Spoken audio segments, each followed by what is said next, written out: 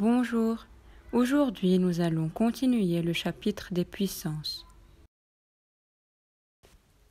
Premièrement, parlons des règles de calcul.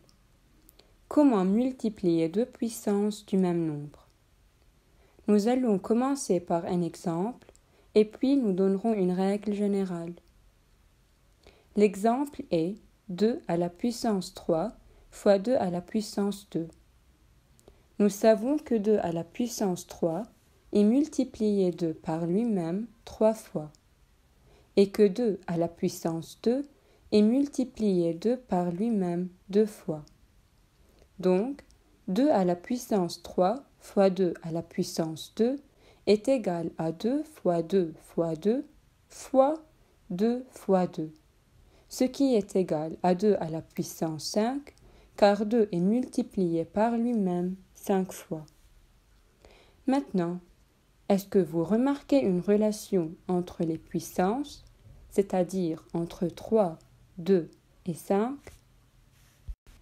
Si nous faisons l'addition des deux puissances, 3 et 2, nous obtiendrons 5. Donc, la règle générale dit que a à la puissance n fois a à la puissance m, où a est n'importe quel nombre, et n et m sont deux puissances, est égal à la puissance n plus m. Maintenant, c'est à vous d'essayer de faire les preuves de cette règle en imitant l'exemple déjà fait. Maintenant, comment calculer le quotient de deux puissances ou plus du même nombre relatif? Dans cet exemple, nous avons 5 à la puissance 3 divisé 5 à la puissance 2, ce qui est équivalent à 5 à la puissance 3 sur 5 à la puissance 2. 5 à la puissance 3, nous savons que c'est multiplier 5 par lui-même 3 fois, et que 5 à la puissance 2 est multiplier 5 par lui-même 2 fois. Donc, nous obtenons 5 fois 5 fois 5 sur 5 fois 5. Bien sûr, nous pouvons simplifier, car 5 est différent de 0. Et ce que j'obtiens est 5 sur 1, parce que j'ai simplifié ce qui était dans le dénominateur, et le résultat sera 5.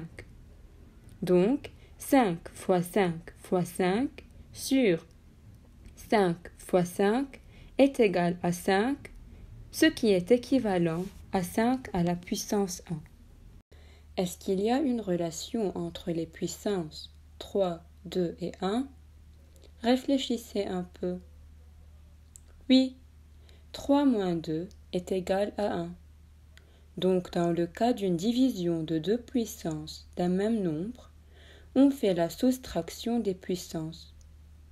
Et cela est aussi correct pour n'importe quel nombre. Donc, si on a a à la puissance n divisé a à la puissance m, nous allons obtenir a à la puissance n moins m.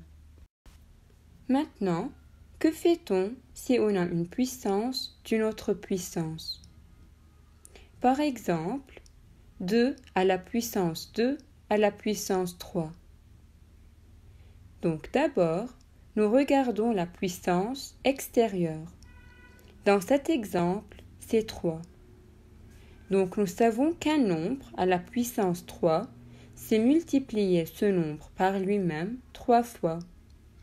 Ici, multiplions 2 à la puissance 2 par lui-même 3 fois.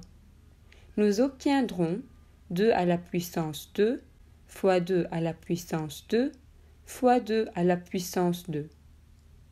Répétons ce concept. Nous savons que 2 à la puissance 2 est multiplié 2 par lui-même 2 fois. Donc, 2 fois 2 fois 2 fois 2 fois 2 fois 2. Qu'est-ce qu'on a obtenu? 2 multiplié par lui-même 6 fois. Donc, la solution finale est 2 à la puissance 6. Donc, dans ce cas, la relation qui existe entre les puissances est une multiplication. Nous avons multiplié 2 et 3 pour obtenir 6. Donc, a à la puissance n à la puissance m est égal à a à la puissance n fois m. En d'autres mots, lorsque a a plusieurs puissances, je les multiplie pour obtenir la puissance de la solution finale. Finalement, voilà deux autres notions. Nous allons expliquer leur démonstration durant les exercices. Nous avons a fois b à la puissance n est égal à a à la puissance n fois b à la puissance n, et a sur b à la puissance n est égal à a à la puissance n sur b à la puissance n. C'est tout pour ce chapitre. Durant la session suivante, nous allons résoudre les exercices. Essayez de préparer les numéros suivants. J'ai seulement choisi une ou deux parties à résoudre. Au revoir.